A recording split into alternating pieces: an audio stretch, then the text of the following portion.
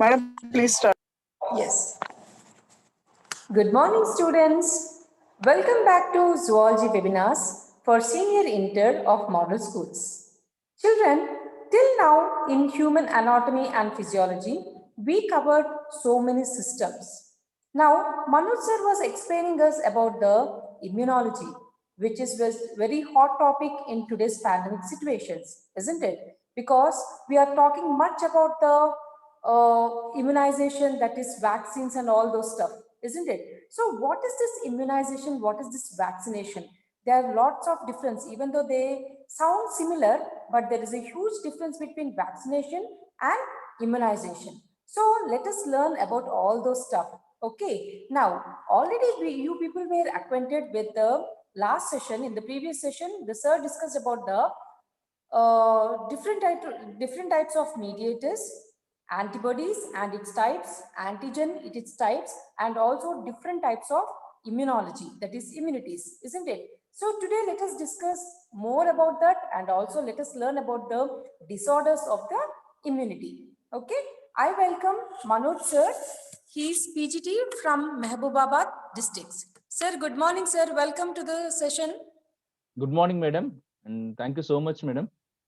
Yes, you can take over the session, sir. Thank you, madam. Good morning, students. Welcome back to our Human Immune System Part 3 webinar session. Students, as we already completed Part 1 and Part 2 in the Human Immune System, let us have a quick recap of what we have learned in the Part 2. So in our Part 2, we discussed about the soluble mediators of immunity, which includes complement proteins, a complement system, cytokines, especially two different types of cytokines were discussed in the Part 2, interferons, interleukins, isn't it? And antibodies. So what is an antibody? What are the types of antibodies? And what is the structure of antibody? So all these were discussed in the Part 2. And I also mentioned about the antigen. So what is an antigen? Types of antigens. Okay. And antigen antibody complex formation. And in the end of Part 2, I also explained the different types of immunity: innate type, acquired type. Again, in the acquired type, it is further divided into active type, passive type, and again, active and passive are further divided into natural and artificial. So I explained all these with examples. Okay, students. Now let us go into the today's session. So students, the today's contents. So in this today's session, I'm going to explain what is vaccination or immunization. As madam already explained that though these two terms or words appear to be very similar in their meaning, but there is a slight difference between vaccination and immunization. Okay, and we will be discussing about immunological disorders. So what are immunological disorders? Okay, what are the various types of immunological disorders? So as mentioned here, mainly the immunological disorders are classified into 4 types: immunodeficiency disorders, and a very good example under this category, immunodeficiency disorders, AIDS. So we are going to discuss AIDS in detail, the structure of HIV, okay, the symptoms of HIV, and what kind of preventive measures we need to take, okay, in order to protect ourselves from not being infected from this AIDS, okay, and what is the treatment that is given to the HIV patients. Okay, all these are discussed in this today's session. And hypersensitivity. So what is hypersensitivity? Okay, and sometimes a type of hypersensitivity is also called as allergies. So in our routine life, okay, many a times we are been suffering from these kind of allergies. So there are different kinds of allergies. Okay, so allergy is nothing but a type of hypersensitivity.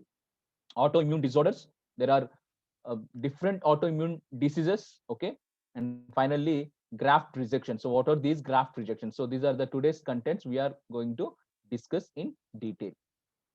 Now, students, if you look at this picture, so we are starting with this vaccination. Okay, so vaccination protects us from diseases. So, students, these days we are hearing a lot regarding the COVID vaccine. The entire world is eagerly waiting for this COVID vaccine, isn't it? Okay, so we are almost getting that vaccine. So all the countries, all the governments, okay, are making all the necessary preparations in order to vaccine all the people. Okay, so what are these vaccines, how these vaccines protect us against these infections, viruses, okay, and how does these vaccines actually work in our body? Let us know all these things. Now start with vaccination. Okay, so what does this word vaccination mean? It is nothing but the act of introducing a vaccine into the body to produce immunity to a specific disease. So this is the meaning of vaccination. So what is that? Here a vaccine is introduced into the body. Generally the vaccine is introduced with the help of injections, isn't it? So the vaccine is administered in the sense that introduced into a body's person. Okay, so usually it is done by injection, isn't it? So we are seeing the scenario of today's.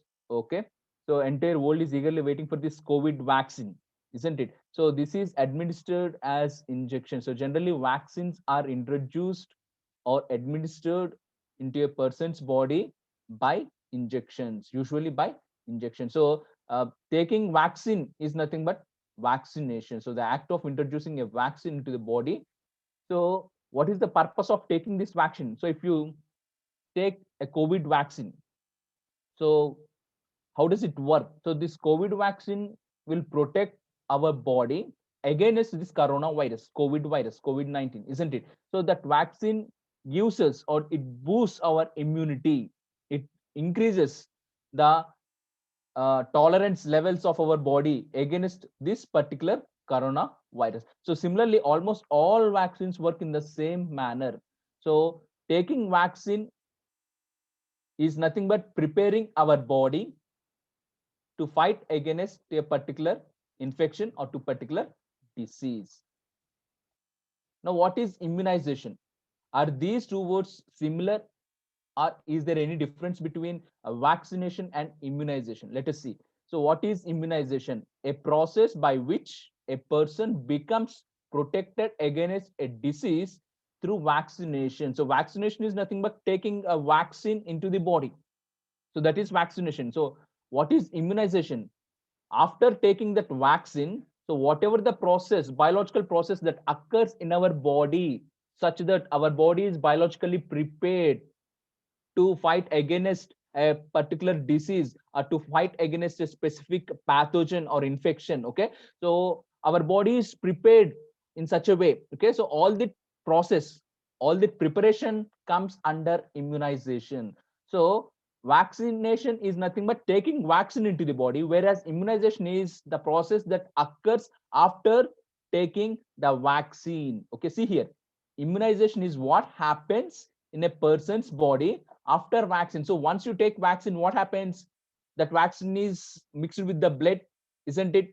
Okay, so now it starts some preparation, biological preparation goes on in our body, such that what happens? Our resistance power, our immunity, okay, increases. The ability to show a strong immunological responses against to a specific disease or against to a specific infection. Okay, so all this process takes place inside the body after taking that vaccine. Okay, so this whole process is supposed to be called as immunization. So this is the slight difference between vaccination and immunization. Students, have you got the difference between vaccination and immunization?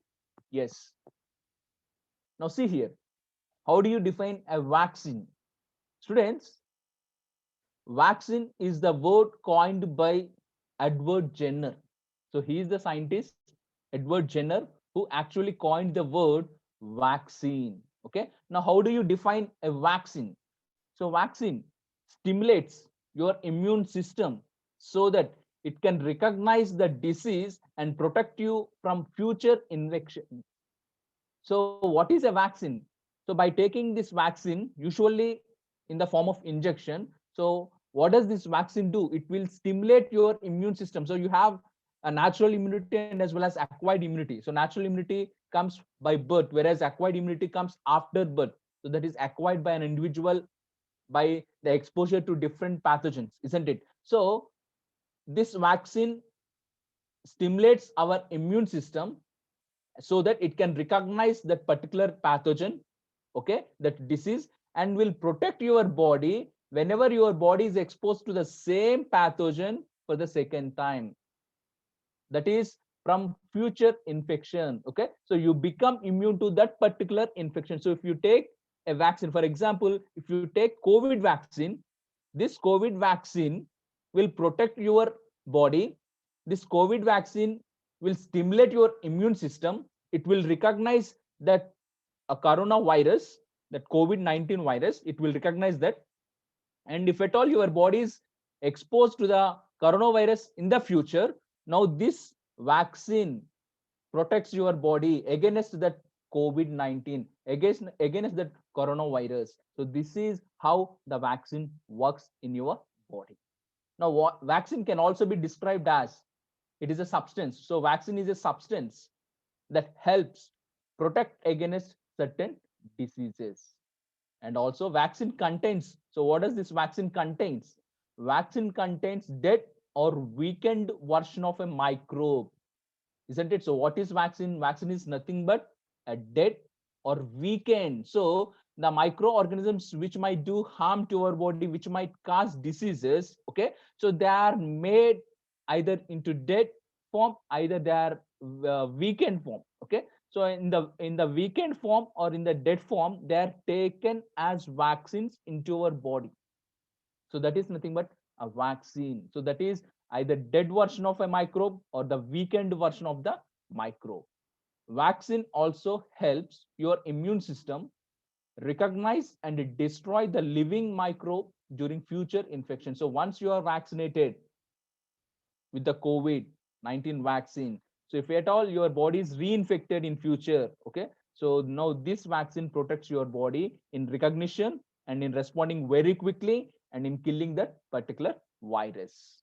So this is the concept of a vaccine and vaccination and immunization. So all this depends on the immunological memory of our immune cells. So once the vaccine is administered into the body, now what does these immune cells do? They start producing antibodies against this vaccine, because vaccine is nothing but the dead version of the microbe. Vaccine is nothing but the weakened version of the microbe. So once this vaccine is administered, enters into our body, so immediately our immune system recognizes it as a foreign invader.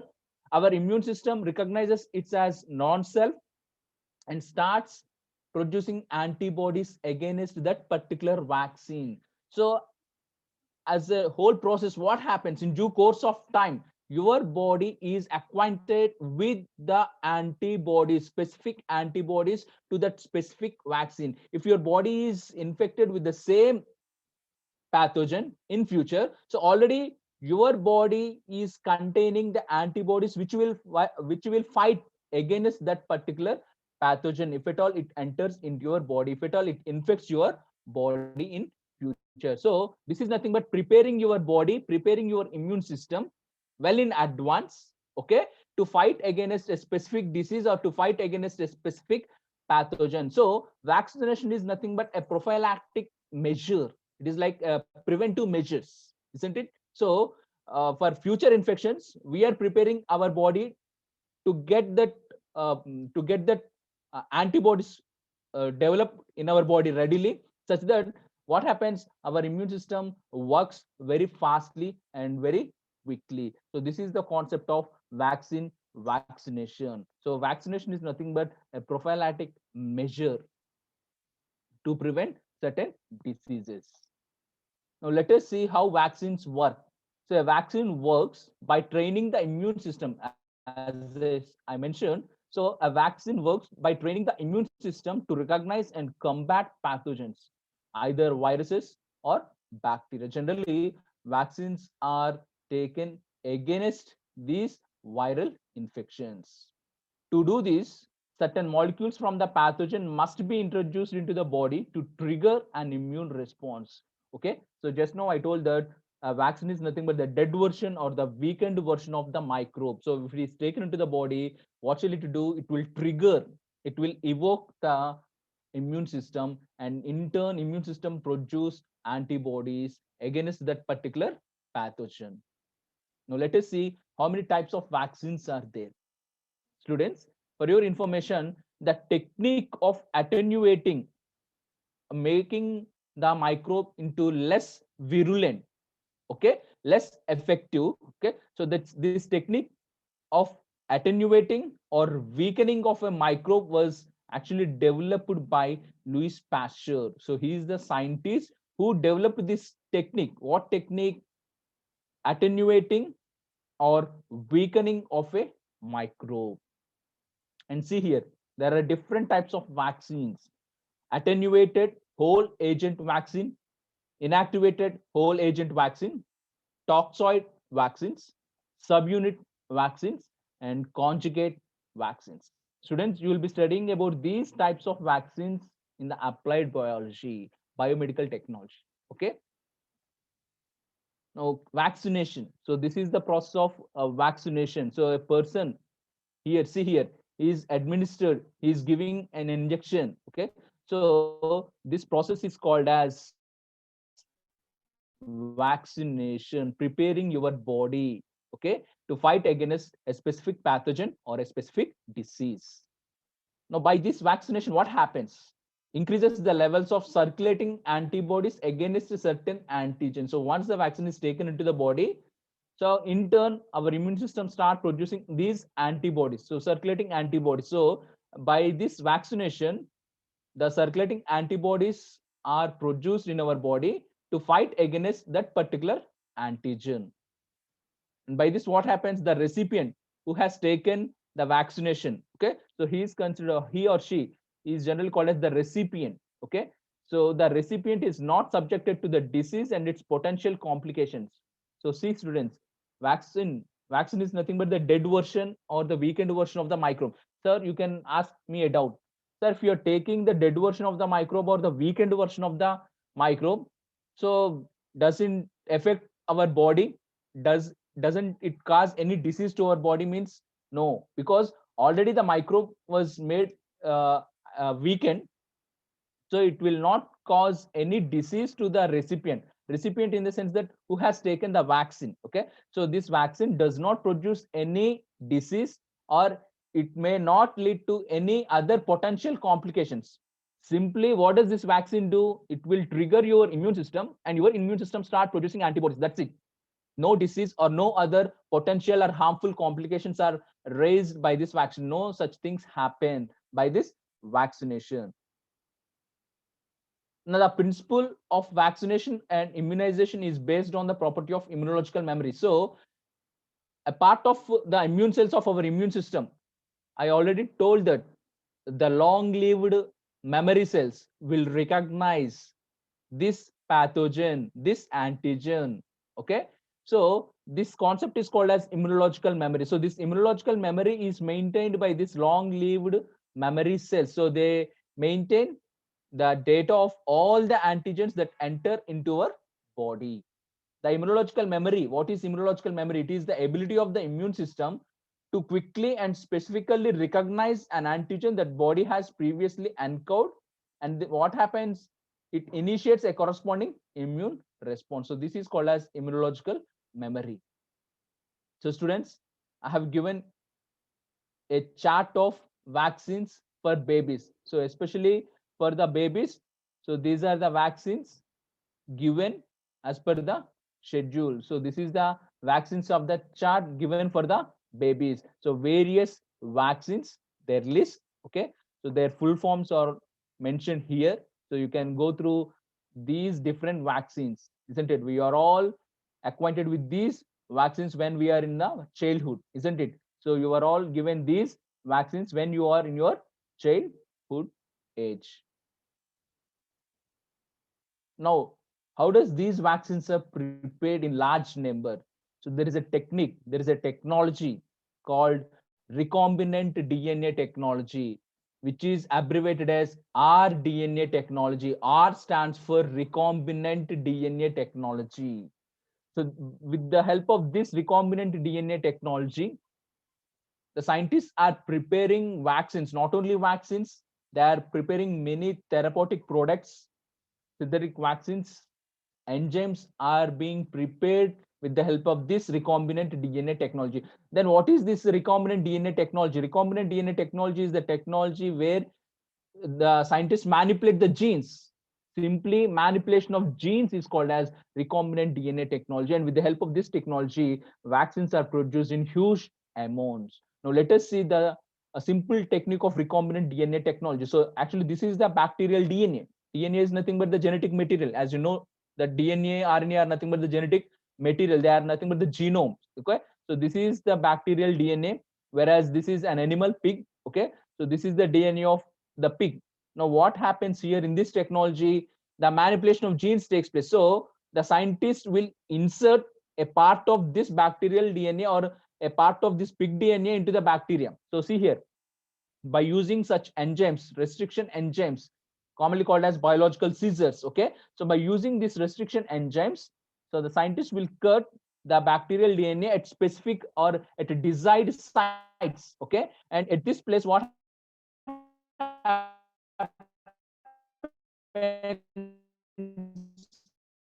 This DNA is a new genome produced. So by joining two DNAs, so this is the bacterial DNA and this is the DNA of pig. So by inserting this part of DNA into this bacterial DNA, a new DNA is produced by the combination of these two DNAs of two different species or organisms.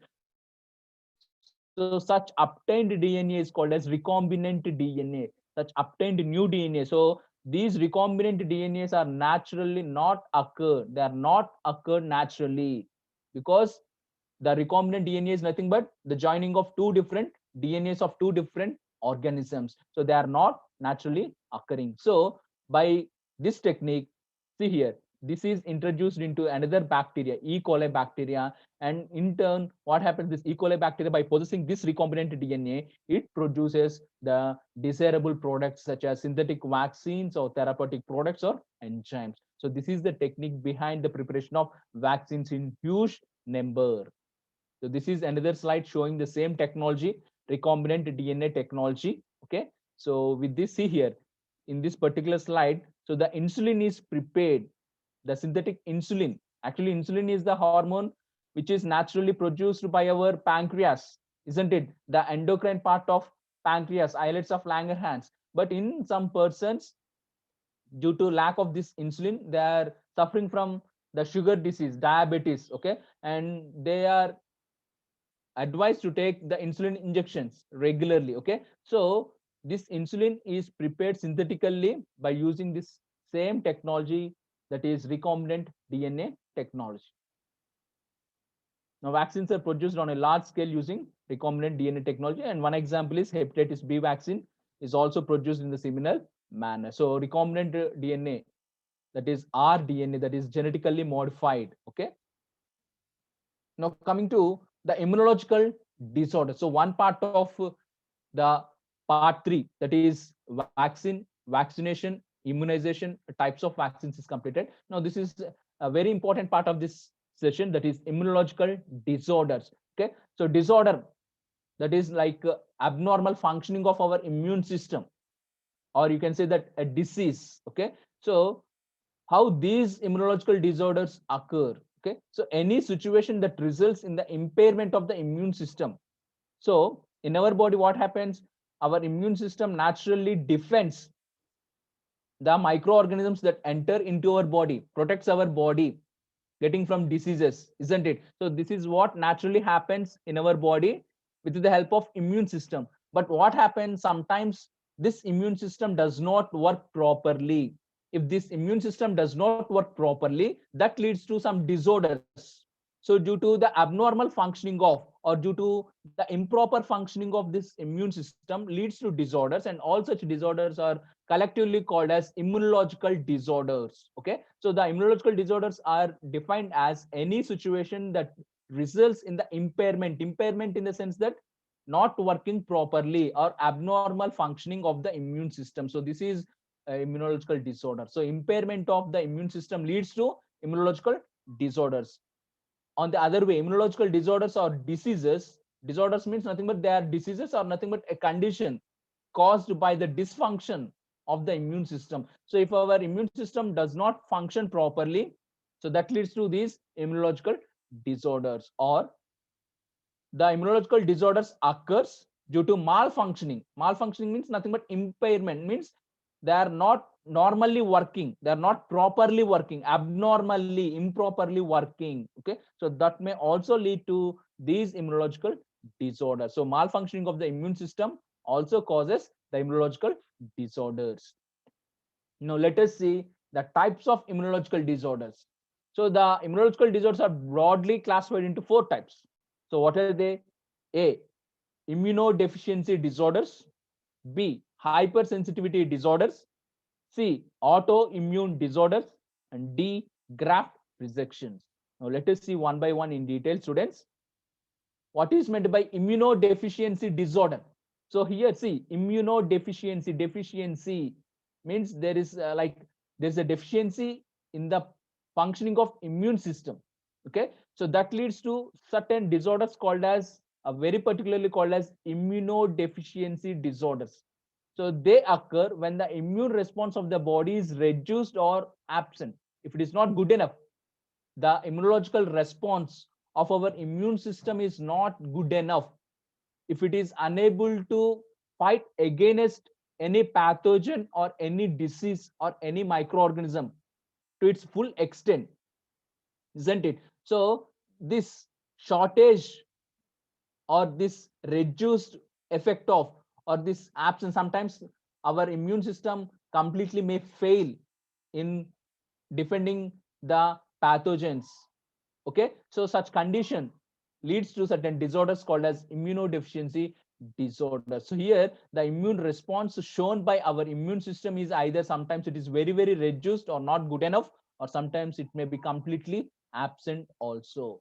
Now the immunodeficiency disorders prevents your body from fighting infections and diseases. So whenever your immune system does not work properly to its full extent, so what happens? Certainly that will lead to certain diseases and certain infections, getting infections. So this type of disorder makes it very easy for you to catch viruses and bacterial infections. So when your immune system is not working properly, okay, so there is every chance of getting infections very easy, because your body becomes very prone, your body becomes very weakened because of this weakened immune system, such that what happens, every microorganism tries to enter into your body, it tries to make an advantage because of your weakened immune system, isn't it? So it makes very easy for all these viruses or bacteria to enter into your body. These immunodeficiency disorders are either congenital. So congenital immunodeficiency disorders are the disorders which come by birth. So you're born with these disorders. It is due to mainly genetic defects. Okay. So when you are born with these immunodeficiency disorders by birth itself, okay, so such immunodeficiency disorders are called as congenital disorders.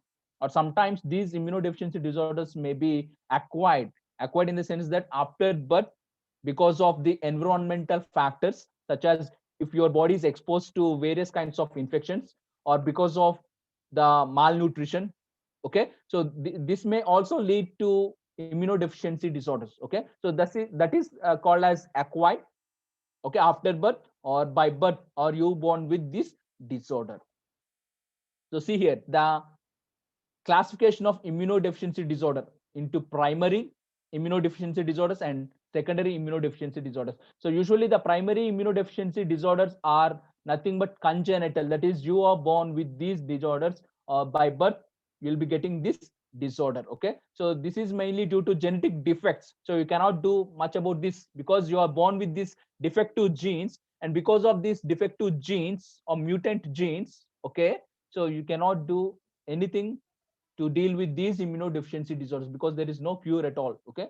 So for example, if you see these two diseases, SCID, this is called as severe combined immunodeficiency disorder. See here, severe combined immunodeficiency disease. So this is due to defective genes or mutant genes. Okay, so you're born with this severe combined immunodeficiency disease. Or another example for this primary is CVID. This is not COVID, students. This is CV, common variable immunodeficiency disease. Common variable immunodeficiency disease. So these two are the examples for primary immunodeficiency disorders or congenital. Congenital means by birth. Okay. So coming to secondary. So secondary are nothing but acquired after birth as your body is exposed to different infections. Okay. So you will be getting this immunodeficiency disorder. So they are called as secondary. Okay.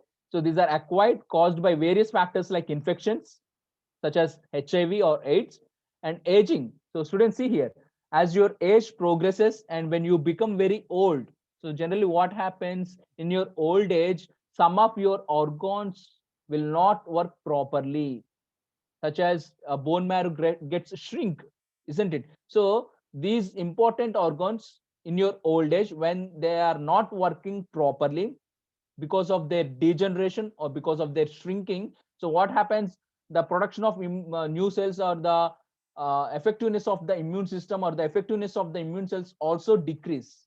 Okay, so by this also you can get these secondary immunodeficiency disorders. So aging is an important factor in getting these secondary immunodeficiency disorders. And another important note here is, for your information, even protein diet, if you do not have enough proteins in your diet, that also lead to the secondary immunodeficiency disorders. So students, I think you might hearing a lot about these protein intake. Okay, so when you're suffering, or in order to boost up your immunity, in order to make your immunity so strong, okay, so what the doctors are suggesting us to take, you take more and more protein diet, such that what happens, more and more protein intake will boost up our immune system. So these days the strong immunity is very much necessary to fight against this COVID-19. So as suggested by the doctors, so you need to take care that your diet contains proteins, enough proteins. So make sure that your diet contains proteins. So coming to AIDS and HIV, let us discuss this. So what is the full form of AIDS? AIDS. So acquired immunodeficiency syndrome. So this is one example for immunodeficiency. Again, under immunodeficiency, we have two, primary and secondary. So this comes under secondary immunodeficiency disorder. So what is AIDS full form? Acquired immunodeficiency syndrome. This is nothing but a secondary immunodeficiency disorder. Okay, so syndrome means nothing but a collection of symptoms. Syndrome is nothing but, students, collection of symptoms, nothing but group of symptoms. Okay, so AIDS was first clinically reported on June 5th in the year 1981 by CDC. CDC stands for Center for Disease Control in USA. So first AIDS case was identified in 1981 in USA by CDC. In the last 30 years, if you see, the AIDS has spread all over the world, killing more than 25 million people. So it has spread all over the world, Sub-Sahara, Southeast, East Europe, all entire world. Okay, so HIV continues to be a major global public health issue, have claimed almost 33 million people's lives. So far, because of this AIDS, almost across the world, 33 million people died. So you just imagine how life-threatening this, isn't it? So this become a major global concern in many countries. If you see, there were an estimated 38 million people living with HIV at the end of 2019. So 2019, by the end of 2019, across the world, if you see how many people are living with this HIV infections, around 38 million people are living with this HIV infected people. If you see in India, especially in India, had 2.35 million people living with this HIV. So if you see in India, How many people are being infected with this HIV? Around 2.35 million people are so far infected with this HIV. And of this 2.35 million, only 1.345 million people are receiving ART. So what is this ART? Antiretroviral therapy.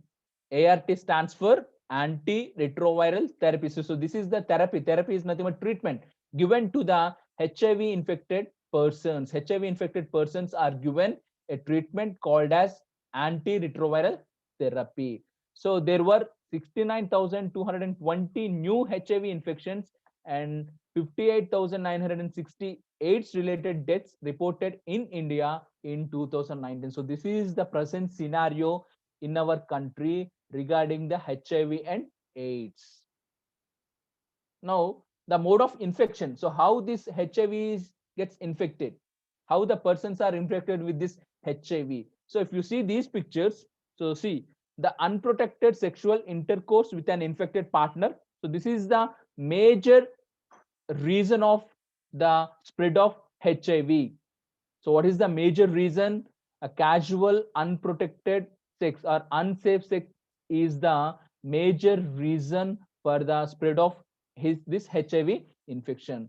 Vertical transmission in the sense that from mother to the child. So see here, this is pregnant lady. She is a pregnant lady. So already she is suffering from this HIV. Already she is HIV infected mother carrying a baby in her uterus. So what happens? There is every chance of getting HIV. Okay. So from mother to this child in her uterus. Okay. So either during the process of delivery or by this breast milk. So the child may be infected from her mother. Okay. Or sometimes what happens? Sharing the contaminated needles. Sharing the contaminated needles, especially this is seen in the drug abusers. Okay. So injection drug use. Okay. So rarely, very rarely, due to the contaminated blood transmission also, the spread of HIV may occur. Okay. So HIV is mainly sexually transmitted infection because this is the one main reason where we see spreading of HIV. Okay. It can also be spread by contact with infected blood. So if an HIV infected person donates his blood, so that blood is called as contaminated blood or infected blood. If the same infected blood is transmitted to a healthy person, so definitely that healthy person gets this infection. So that is called the transfusion of infected blood from the HIV infected person to a recipient, and from an infected mother to her child through placenta during pregnancy or breastfeeding. So during pregnancy, what happens? There is every chance of mixing of this fluids, blood, and all these things. Okay. So during delivery or after delivery also, that HIV infected mother, if she feeds her newborn baby with her milk, so there is every possibility of that newborn baby getting this HIV through this breastfeeding and by sharing the infected needles. And for your information, so very, very important note, students, see here, the HIV or AIDS is not spread by mere touch. That is physical contact. Just by mere physical contact, the HIV will not spread. Why? Because the HIV virus will not live in tears, the secretion of the lacrimal glands. The HIV virus cannot able to live in saliva, the secretion of salivary glands. The HIV virus cannot able to live in sweat or in sebum. Okay. So by mere contact of these fluids will not spread HIV because the HIV virus do not live in these fluids. What are those fluids? Tears, saliva, sweat, or sebum. So these are the fluids, okay, where you do not see the HIV virus. So by mere contact of these fluids will not spread the HIV virus. Oh, the HIV virus will only live in fluids such as breast milk of infected mother, and it also, the HIV virus is also seen in fluids such as blood, where the HIV virus live in blood. HIV virus lives in fluids such as vaginal secretions in case of females. HIV virus lives in semen, seminal fluid in case of males. So this is the structure of HIV virus. Students, see here. it almost looks like coronavirus, isn't it? So the HIV virus is a spherical virus. If you see the size of the HIV virus, it is less than 100 nanometer. Okay, so it is almost or approximately 100 nanometer in diameter. So it is a spherical virus. So if you see here, this is the envelope. So this is the lipid envelope. So this is the lipid envelope. And on the surface of this envelope, so all these are nothing but the spikes. So these are the spikes. Even these spikes are seen in the coronavirus also. Okay, so this is the envelope and all these are the spikes. So if you see in each spike there are two special proteins. So this is the trimeric transmembrane, this is called gp41. So gp stands for glycoprotein. So what is this gp? Glycoprotein 41. So this is one protein that is embedded into this lipid envelope. So this is nothing but a trimeric transmembrane. Okay, and on its surface of this gp41 there is another special protein called as gp120. Again, this gp stands for glycoprotein. So this glycoprotein 120 is the protein that is present on the surface of the gp41. So students, the gp41 and as well as gp120 are the proteins which are responsible for the joining or for the attachment of this HIV virus to the host cell. So what are those proteins? gp41 and gp120 are the proteins which are responsible. So with these two proteins, this HIV virus connects or joins or attaches to the host cell. And inside this lipid envelope, if you see, this is another protein covering. So this is another protein covering. And if you see, so this is the main part of the HIV virus. So this is called as core part, or this can be also called as a capsid. This is nothing but capsid. More or less, this capsid looks like a triangular in shape, a cone shape. Okay. So inside the capsid, you see two copies of RNA. So this is one copy of RNA and this is another copy of RNA. So HIV virus is nothing but a retrovirus. Retrovirus where it uses RNA and transcribes the DNA. So hence the HIV virus is called as retroviruses. Retroviruses. See here inside the capsid, you see two copies of RNA. So the genome RNA. So this is nothing but RNA. And inside the capsid, you see three special enzymes. So this is the enzyme called as RNA transcriptase enzyme. And this is called as integrase enzyme. Okay, and another one is protease enzyme. So these enzymes are very much helpful for this virus in order to replicating or in order to making a number of copies inside the host body. So on a whole, this is the structure of HIV virus. So this is another slide showing the same, that is the structure of HIV virus. So reverse transcriptase enzyme. So this is the main enzyme which is responsible. With the help of this enzyme, it starts producing the DNA, complementary DNA to its RNA, single stranded RNA. Now let us see the mechanism, how this HIV virus starts producing a number of copies in our host body. So first of all, the HIV virus mainly targets CD4 cells.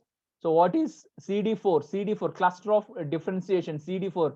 We have seen in the part 2 and part 1, isn't it? CD4 plus cells, CD8 plus cells. So there are CD4 plus cells, CD markers, okay, such as T helper cells, macrophages, microglial cells, dendritic cells, isn't it? So all these cells on their surfaces, they possess a special receptors called as CD4 plus receptors. Now this HIV virus is very, very special because it contains GP120 molecules on its surface. So these GP120 molecules, absolutely, they bind with this CD4 plus receptors present on these immune cells, So what are those CD4 plus cells? TH cells, T helper cells, macrophages, and dendritic cells. So this is a single stranded RNA of HIV.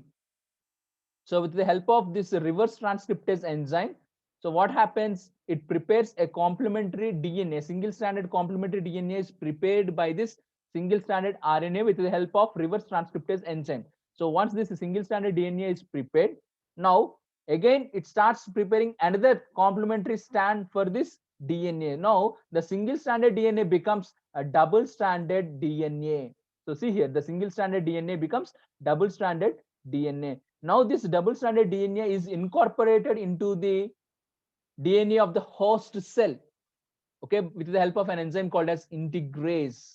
So see here, the viral DNA. Now the virus has produced the DNA which is very much similar to the DNA of the host cell. Okay, so with the help of an enzyme called integrase, so this integrase enzyme is present inside the capsid. Okay, so with the help of this integrase, now this viral DNA gets integrated in the sense that get mixed or attaches to the host cell's DNA. So your host cell is either Th4 cells, macrophages. Mainly the specialty of HIV virus is, though it attaches to CD4 marker cells, but it mainly destroys Th cells. So here the mainly affected cell is Th cell is variously affected by this HIV virus. So here the viral DNA gets integrated with the DNA of the host cell and becomes provirus. Provirus is nothing but the genome of the virus.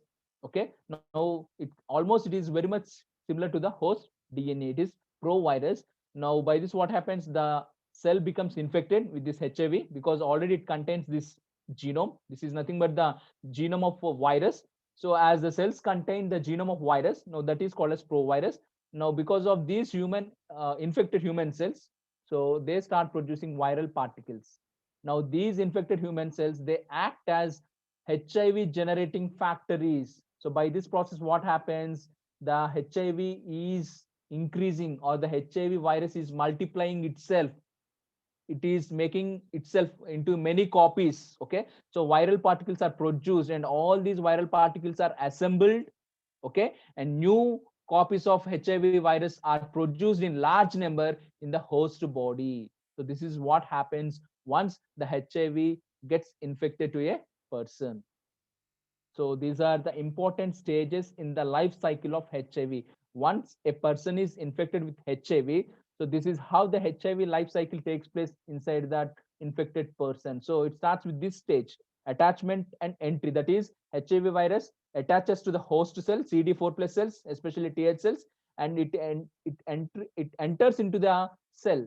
Okay, so the first stage of HIV life cycle is attachment and entry. Next is, once it enters into the host cell, the reverse transcription takes place. The single stranded RNA prepares the complementary strand of DNA, and integration, by the integration, what happens? The viral DNA is integrated with the host cell's DNA, and again by the process of transcription and translation, so the single stranded DNA becomes double stranded DNA. Later the production of new HIV virus takes place, and production of new viral particles takes place, and all these viral particles are grouped together, are assembled, and budding of new virus takes place. So this is how the multiplication of HIV virus takes place in the host body. So this is the picture showing the life cycle of HIV. So as I already mentioned here, the different stages of HIV, so all these can be seen here. So attachment and entry, reverse transcription, okay, integration. So here the integration takes place. Again, the transcription and translation. By this what happens? The production of virus particles and budding takes place, and new virus is produced in huge number. So this is how the virus multiplies itself in the host body, the cells of the host body. This is another slide showing the same, the HIV life cycle.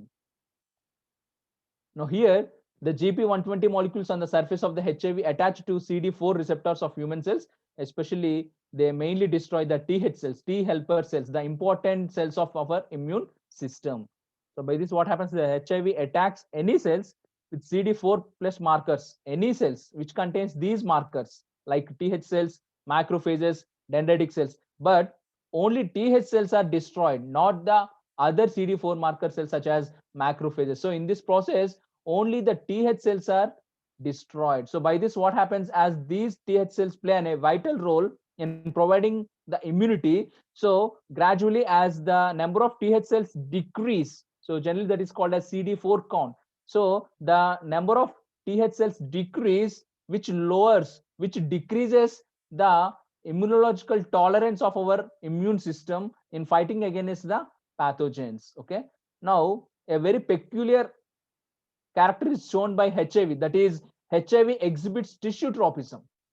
So what is meant by this tissue tropism? Tissue tropism is nothing but a phenomenon which is exhibited by this HIV virus. So during this tissue tropism, what happens? Though it affects our body, though this HIV virus enters into our body, it will not affect any other cells. It will specially affect the cells with CD4 marker cells. So this special characteristic of this HIV virus affecting only CD4 plus cells, exclusively that to Th cells. Okay, so this phenomenon can be described as tissue tropism. Now let us see the stages, different stages of HIV infection. Okay, so this is for our convenient, like the HIV, the course of the infection. Okay, so it is divided broadly into different stages, like stage 1 infection, stage 2, this is called as asymptomatic, stage 3 symptomatic, and stage 4, that is progression of HIV to AIDS. Now students, for your information, so a person who is infected with this HIV virus, okay, so this infection of HIV to a person, to a healthy person, it will not immediately convert that person into AIDS. That HIV infection will not immediately turn around into AIDS. It will take a lot of time. Generally, that is like 5 to 10 years approximately. Okay, so the HIV to turn around into a full-blown AIDS, it will take around 5 to 10 years. So what happens meanwhile? The multiplication of this HIV takes place inside the body, and during this whole period, the decrease in the Th cells will create a immunodeficiency, okay, such that opportunity diseases are always ready to catch your body. So these are the different stages of infection, HIV infection. So during this, what happens? Your body is infected with this HIV, and in the stage 2, as this is the name suggests, asymptomatic. So that person do not show any symptoms outwardly, but still the process of multiplication takes place. And during this stage 3, symptomatic, so again, as the name suggests, that now the symptoms are outwardly shown by that person. Okay, and in the final stage, now this HIV turns into AIDS. So that is progression of HIV to AIDS. So during at this time, what happens when this is completely turned around into AIDS? So by that time, your immune system is completely collapsed. So immunodeficiency, and because of this weakened immune system, because of this reduced immunological responses shown by your body, so there is every chance of getting infections. So there are opportunistic infections. Okay, so where a normal healthy person's immune system will fight against that infection, whereas this HIV infected person, where it has turned into AIDS, so now his weakened immune system cannot fight against these small infections, almost like your body is surrendered to all these infections. So this stage is called as AIDS. So this is supposed to be the final stage of the HIV infection. Now what is window period? So window period is nothing but the time between the first exposure to HIV and the production of antibodies by the immune system in response to infection. So this particular period is called as window period. So if a healthy person gets this infection, so his body is exposed to this HIV. So this HIV infection for the first time enters into his body. So once this HIV enters into his body, so what happens? His or her immune system recognizes that HIV virus and it starts producing antibodies against this. So this will take a certain period. So first exposure to this HIV and production of antibodies by our immune system. So this period is called as window period. And during this window period, generally the presence of virus cannot be detected. This cannot be detected. Now coming to the symptoms. So what are the symptoms shown by the HIV infected persons? So especially bouts of fever. So bouts of fever in the sense that there won't be a continuous fever. So like fever comes and goes. Okay, so that is called as bouts and fever. And especially during nights, that HIV infected person shows severe sweating. Okay, so abnormal sweating is seen, fatigue, extreme fatigue. Okay, uh, diarrhea, loss of weight. Okay, so abnormal without any specific reason. So we lose, that HIV infected persons lose weight, so rapid loss weight. And recurrent infections. Okay, so that person's body is frequently exposed to many infections, and he used to suffer from all these infections. So generally these are all the symptoms shown by the HIV infected persons. Then how can you diagnose the presence of HIV in a person? Okay, so by conducting some test. So ELISA, ELISA is the test conducted to find out the presence of HIV virus. So the ELISA stands for enzyme linked immunosorbent assay. Assay is nothing but a test conducted in order to find out the concentration of this HIV virus in that particular affected person. Okay, so ELISA is that test. So this is generally considered as the screening test. Screening test. Okay, so generally 15 days to 4 months. So if this test is conducted between this period, 15 days to 4 months after the exposure to HIV, so this becomes very effective. Or generally this is like the confirmation test, Western blot technique. So this is another test, Western blot test or Western blot technique. So this is a confirmation test and more reliable test, because this gives a more accurate results of HIV. Sometimes in ELISA test you may not get the accurate result because of this period. Okay, but whereas in Western blot technique you'll be getting absolutely accurate, correct result. So that is HIV positive. So HIV positive means that particular person is affected with HIV virus. So Western blot technique. So and this is a screening test is called as ELISA test, enzyme linked immunosorbent assay. Now then, okay, if a person is confirmed with HIV infection, now you came to know that you are suffering from HIV infection by chance because of any reason. Okay, so what is the general treatment given to this HIV infected persons? Okay, so the treatment given to HIV infected persons is called as antiretroviral therapy. So this is called as ART. Okay, and the drugs given to the HIV infected person are called as antiretroviral drugs or medicines. So what does these medicines do?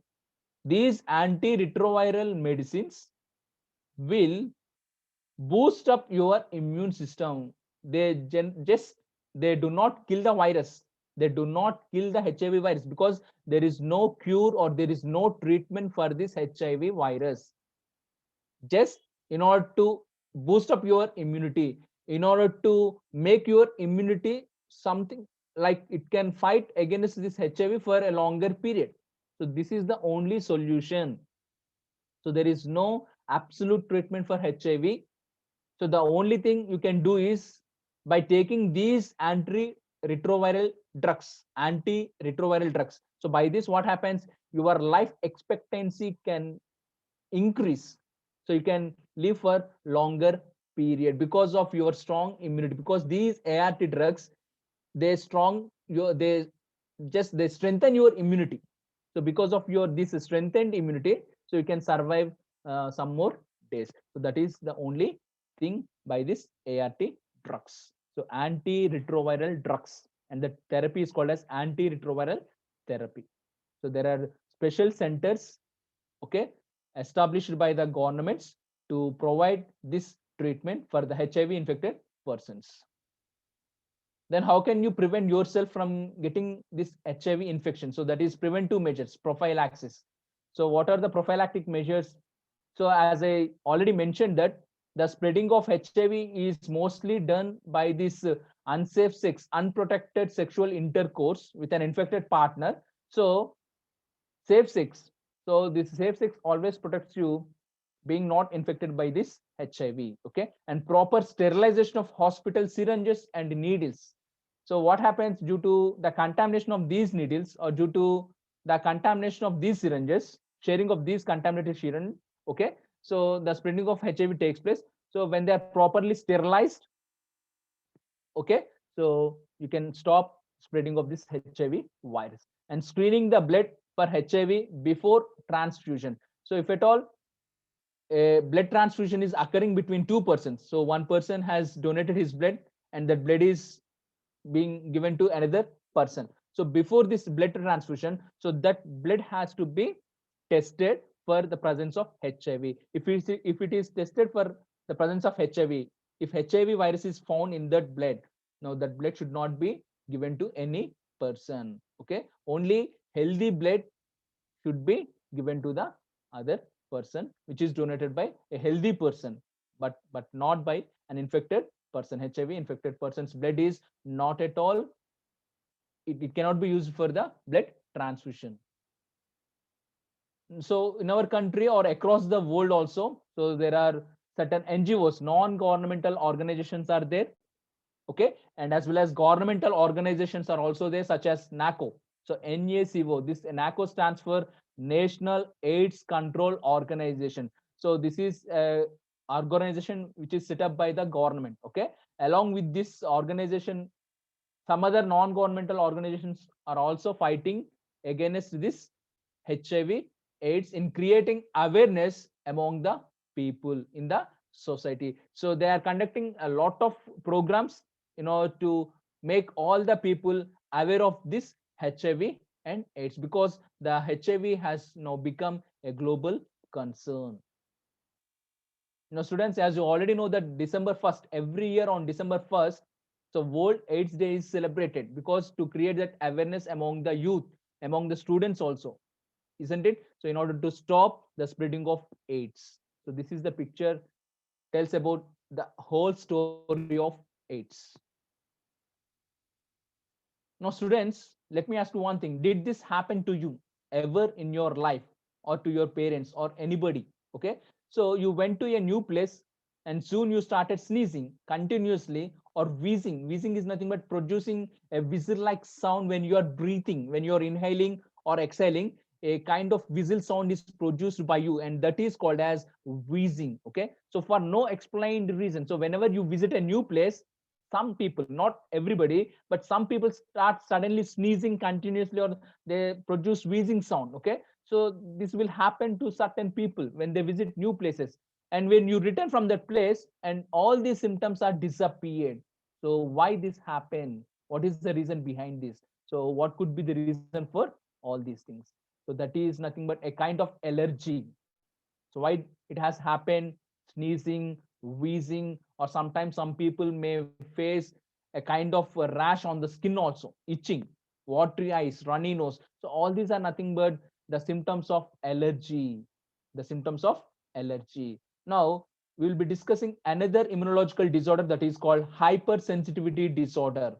And these hypersensitivity disorders, a type of hypersensitivity disorders, are also called as allergies. Now, what is meant by hypersensitivity? Hyper means more. Sensitivity means your immune system is highly sensitized to certain pathogens or to certain substances or to certain antigens. So as your immune system is highly sensitized, and because of this highly sensitized immune system, that leads to certain disorders called as hypersensitivity disorders. So this can be defined as the exaggerated, over, exaggerated means that is like than the normal, over, or inappropriate response of the immune system to certain antigens present in the environment. So whatever the antigens that are present in this environment, when you are exposed to those antigens, now your immune system starts reacting in an abnormal way, in an exaggerated way. So for your easy understanding, you can say like that overreaction of the immune system. So hypersensitivity is nothing but the overreaction of the immune system against to certain pathogens. So that phenomenon is called as hypersensitivity. So hypersensitivity reactions occur when the normally protective immune system responds abnormally. So our immune system behaves abnormally, overreacts, shows over or abnormal immunological responses to certain antigens. Okay, so that is called as hypersensitivity. So this is like an excessive or abnormal sensitized behavior shown by our immune system. Again, in the hypersensitivity, there are different types. So what are the types of hypersensitivity? So they are divided or distinguished into 4 types, like type 1, type 2, type 3, and type 4.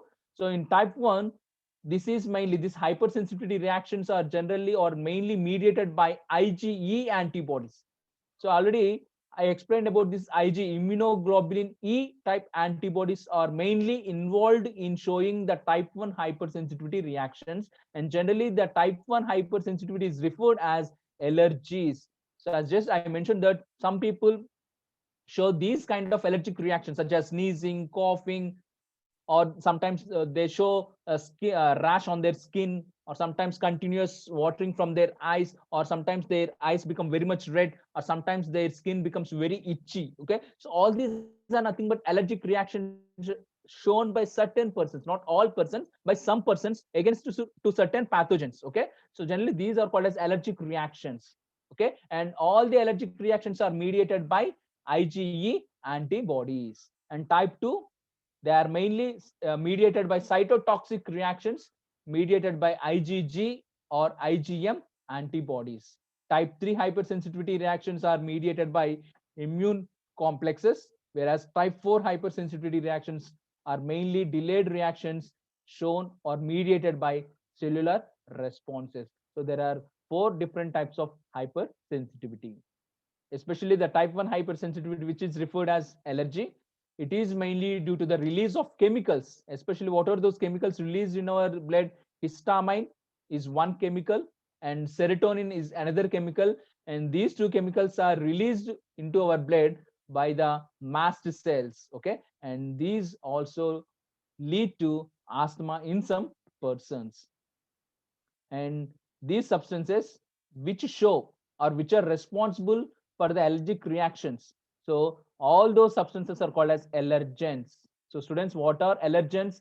Allergens are those substances which are responsible for showing allergic reactions. Okay, so all those substances are called as allergens, and some examples for allergens are dust mites, pollen grains, animal dander, especially if you see pet animals in their skin, in their fur. Okay, so some particles are, some substances are present. Generally, they are called as animal dander. They are particles of their fur, their skin, isn't it? So some people show allergic reactions when they are exposed to these allergens. Okay, so generally, what are the symptoms shown by those persons who are allergic? So sneezing, watery eyes or red eyes, runny nose, continuously runny nose, and shortness of breath, especially because of the narrowing of the airways in your respiratory system, narrowing of these airways. So what happens? That person find very difficult in breathing. So that is shortness of breathing or difficulty in breathing. So generally, what are the medicines or drugs given to these allergic persons? So the doctors will suggest antihistamine, adrenaline, okay, and steroids. So these are the drugs which are administered to the allergic patients by the physician. Okay, and all these drugs quickly control the symptoms of allergy. They quickly control the symptoms of allergy. So this picture shows the dust mites, different pollen grains. So see here, when this lady is exposed to this pollen grains, so she starts sneezing. And here, this is the pet animal, pet dog. So the dander present in the fur of this dog. Okay, so when this lady is exposed to this dander, animal dander, so she starts coughing or sneezing continuously. So this is nothing but a kind of allergic reaction shown to these allergens. So all these pictures shows allergens. Now, anaphylaxis or anaphylactic shock. So what is meant by anaphylactic shock? So sometimes in some persons, the allergic reactions are so severe, such that their blood pressure decreases suddenly, rapidly, and critically, which lead to the death of that particular person. And such condition is called as anaphylactic shock, or simply it is called as anaphylaxis. Okay, so a severe, serious, potentially life-threatening allergic reaction shown by some persons to certain allergens. So what happens during this anaphylactic shock? A flood of chemicals are released into the blood. A flood of chemicals are released very quickly, rapidly into the blood of that person, and he starts showing the allergic reactions severely, especially unconscious or continuous sneezing, or sometimes what happens, his or her blood pressure decreases rapidly or very quickly or critically low. Okay, and the airways are the narrowing of airways may happen, and the difficulty in breathing, and all these might lead to the death of the person also. So this condition is called as anaphylactic shock. So this picture shows the symptoms of the signs and symptoms of anaphylaxis or anaphylactic shock. So you can go through all these symptoms, students. Now, students, if you look at these pictures, so see, this is highly populated city. See here, number of vehicles in the streets. Okay, so this is a main road where see lot of vehicles are there. So when these many number of automobiles or vehicles are seen, so certainly there is lot of air pollution is seen. Okay, so see here, this boy is closing his nose with a kerchief because of the pollution created by these vehicles. Okay, so this is a metropolitan city. So can you identify this city? Yes, this is New Delhi. So New Delhi is the city in the India with the highest pollution, isn't it? So generally the children who are living in metropolitan cities, highly polluted cities, so generally these persons or children, especially children with a normal uh, immune system than the adults. Okay, so when these children are exposed to many environmental pollutants, such as the pollutants that are released by these automobiles, the pollutants that are released by the industries that are in and around the metropolitan cities. Okay, so because of this overcrowding, because of this urbanization, because of this huge population, okay, so what happens, more and more environmental pollutants are being released continuously, and when the children are continuously exposed to these environmental pollutants, so they may get allergic reactions, they may show the allergic reactions to these pollutants, and in course of time what happens, these children showing these allergic reactions, this might turn to asthma also, this might lead to asthma also. So that condition is called as asthmatic attacks. So generally, students, see here for your information, more and more children who are living in metropolitan cities are more prone to these asthmatic attacks than the children who are living in rural areas or the children who are living in villages, because in the villages you cannot see much pollution. So far villages or rural areas are unpolluted than the metropolitan cities. So here the students do not show these kind of asthmatic attacks in the rural areas, whereas in the urban areas, especially in the highly polluted cities, so the children are showing more and more asthmatic attack because of this exposure to the environmental pollutants.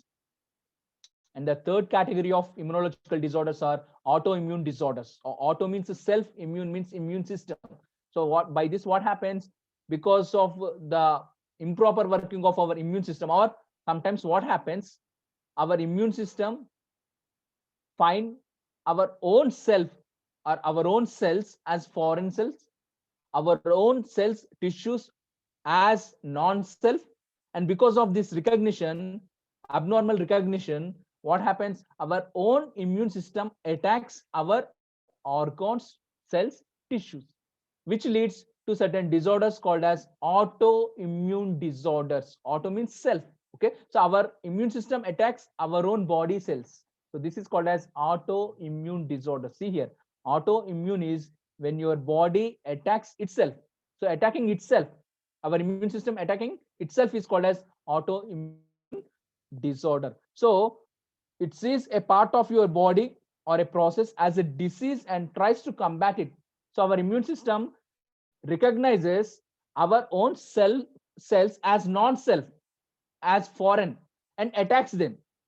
And in this process, it produces antibodies against our own bodily cells, against our own bodily produced proteins. Okay, so this leads to certain disorders called as autoimmune disorders. So an autoimmune disorder occurs when the body's immune system attacks and it destroys healthy body tissue by mistakenly. Okay, so this is called as autoimmune disorder. why this condition arises. So this condition arising from an abnormal immune response. So this is like an abnormal, because normal immune system do not behave like this. Because of some defect in the immune system, so it behaves abnormally, attacking our own body. So this is called as autoimmune response or autoimmune disorders, producing antibodies that attack normal body tissues malfunctioning. It mistakenly attacks healthy cells, tissues, and organs. So these attacks can affect any part of the body, sometimes weakening bodily function and even turning life threatening. Sometimes what happens, this kind of mistakenly attack by our immune system against our own healthy cells, tissues, or organs, sometimes it may lead to the death of the person also. It is also life threatening. So autoimmune disorders are broadly classified into two categories. So organ specific autoimmune disorders means only one organ is affected by our immune system, whereas non-organic specific autoimmune disorder means in this disorder multiple organs of body systems are affected. So many organs, okay, so many organs, multiple organs, or sometimes the bodily systems, so the entire system may be affected, whereas organ specific only one organ is affected by our immune system. So on a whole, there are around 80 different autoimmune disorders ranging in severity from the mild to severe. So here, women are more susceptible than men, particularly during their childbearing years.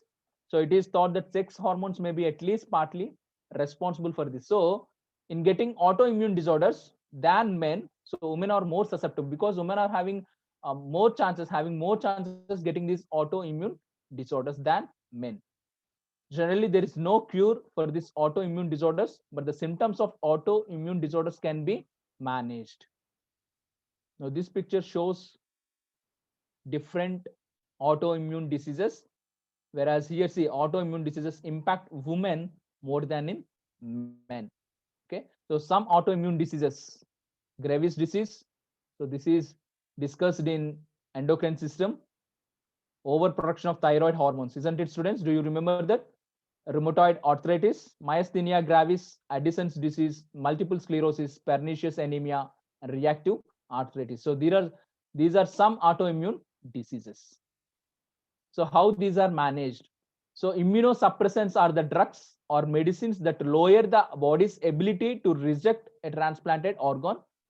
Another term for these drugs is anti-rejection drugs. So generally for these autoimmune disorders, so the physicians suggest immunosuppressants drugs. So what is meant by this immunosuppressant? Suppressant means nothing but the drug which suppresses, the drug or the medicine which suppresses our immune system or which lowers the functioning of our immune system. Okay, so such drugs are administered or taken by the persons who are suffering from the autoimmune disorders, and they can be two types of immunosuppressants like induction drugs and maintenance drugs. So induction drugs are powerful anti-rejection medicines used at the time of transplant, and these are anti-rejection medications used for the long term. And final disorder of immunological disorders, graft rejections.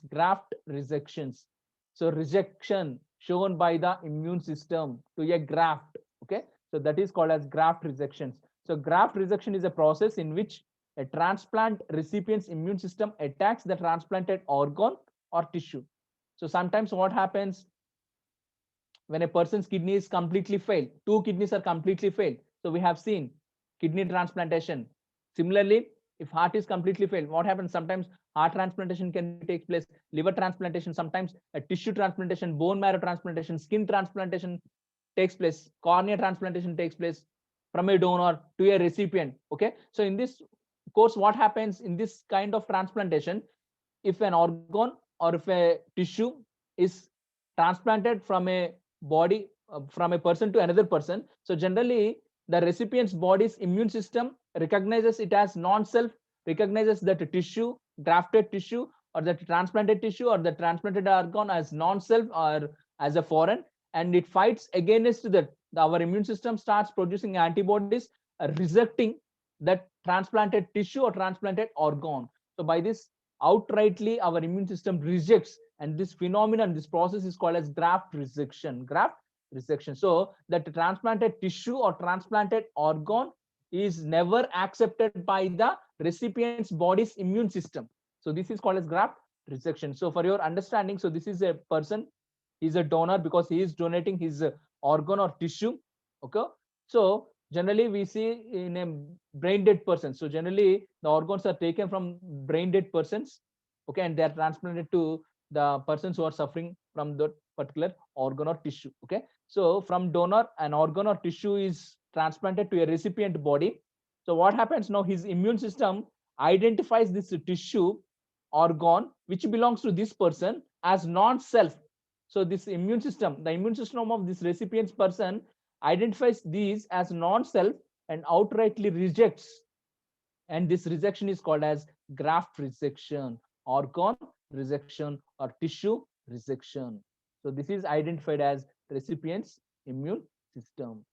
Now there are different types of grafting like autograft. Example, generally we see skin graft.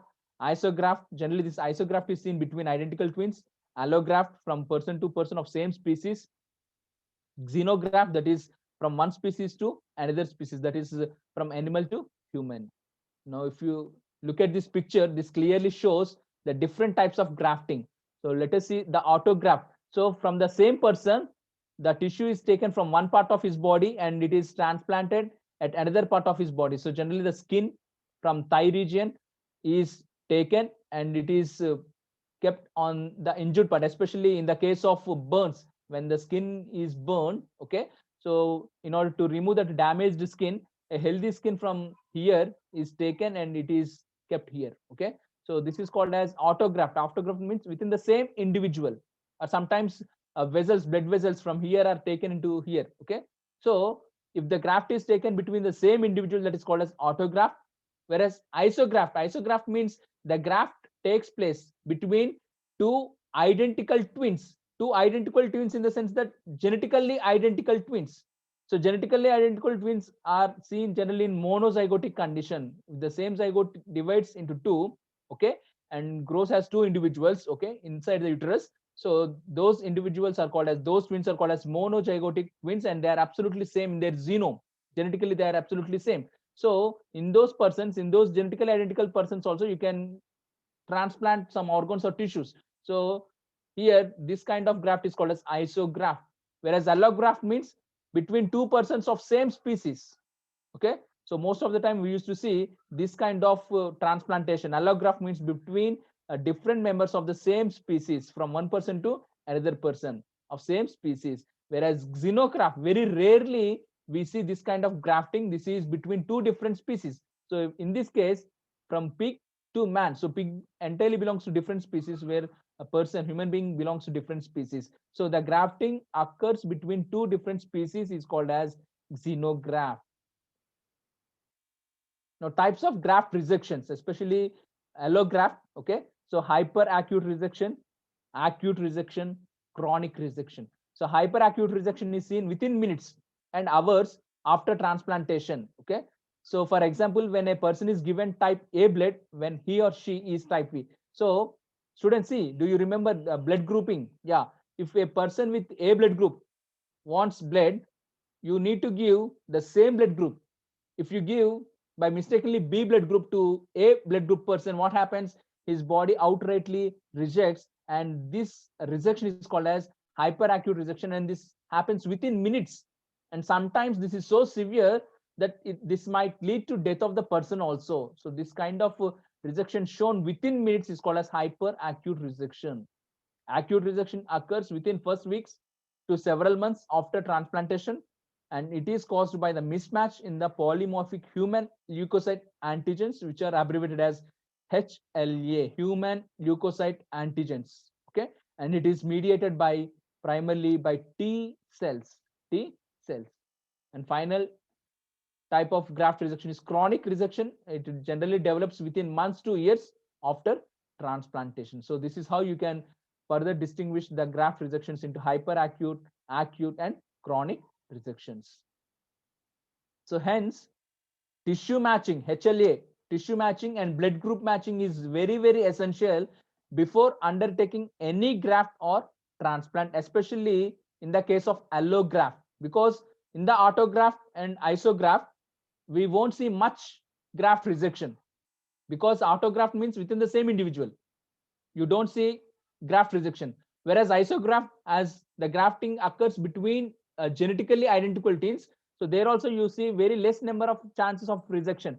Whereas in the allograft, you will be seeing the graft rejection more and more. Okay, so at the time of allograft, you must see this matching, tissue matching, that is LHA matching and blood group matching is very, very essential.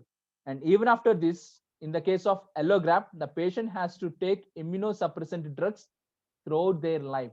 So in order to avoid that graft rejection or organ resection, transplanted organ resection or transplanted tissue resection, so the recipient, okay, he has to take these immunosuppressant drugs in order to suppress the resection by the immune system, and he has to take or she has to take these immunosuppressant drugs throughout their life. So far we have discussed different immunological disorders, starting from immunodeficiency diseases to graft rejections. And important questions from this topic, students, especially 2 marks questions, mention various types of immunological disorders. What are autoimmune disorders? Give any 2 examples. And see here, more and more people in metro cities of India are prone to allergies. Justify. This is very important for 2 marks, as the metro cities are highly polluted areas, polluted cities. So here the children are exposed to these environmental pollutants and there is every possibility of getting the allergies. And 4 marks important questions. Explain the mechanism by which HIV multiplies and leads to AIDS. So this is very important question as far as regular intermediate is concerned, students. So far we have completed the entire human immune system in 3 different parts. I personally thank Additional Director Sir, Rajiv Sir, Joint Director, our Coordinator Madam, Vijayalakshmi Madam, Webinar Head, Shailaja Madam, and the entire webinar team for giving me this opportunity. Thank you so much, Madam. Thank you so much. Yeah, thank you very much, sir. Indeed, it was an elaborative and informative session. Students, please revisit the class channel and complete the notes which you all are maintaining for zoology webinars, because IP exams are coming up and also the competitive exams you have to get ready. One more thing, you see, definitely from these sessions, especially during this pandemic, one thing is clear at the end of the session, that is we have to eat healthy and stay healthy. Do little bit yoga, take natural foods than non-vegetarian, so that you can boost your immunity. Okay, thank you children, have a great day. Thank you very much, sir. Thank you, Madam. Thank you so much.